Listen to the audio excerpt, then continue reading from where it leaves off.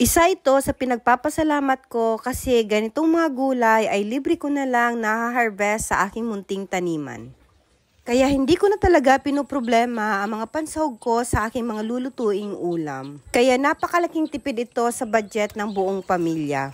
Ang pagtatanim kasi ng mga gulay ay isa sa mga libangan ko. Bukod sa nakakapagbigay ito sa akin ng saya, pantanggal stress ko din to. Yung minsan darating talaga ang oras na sobrang pagod na pagod ka na. Pero dito sa aking munting taniman, ito yung pahinga ko. Dito ko nakukuha yung peace of mind at nakakapag-isip ako ng mga positibong bagay.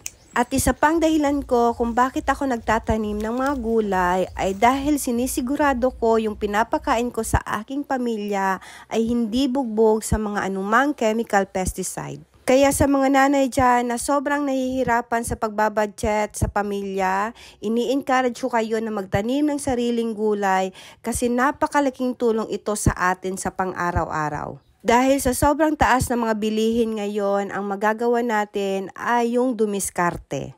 Kung wala ka naman space sa bahay, ay try mo mag-urban garden.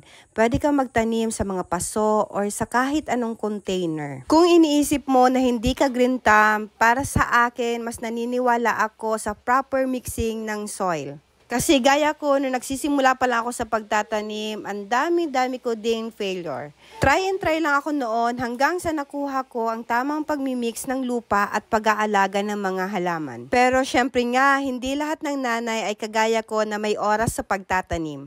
Pero aminin na natin na sumagi din sa isip ninyo na gusto din ninyong magtanim, lalo na yung mga oras na sobrang stress na tayo. At hanggang dito na lang ulit. Salamat sa panunood.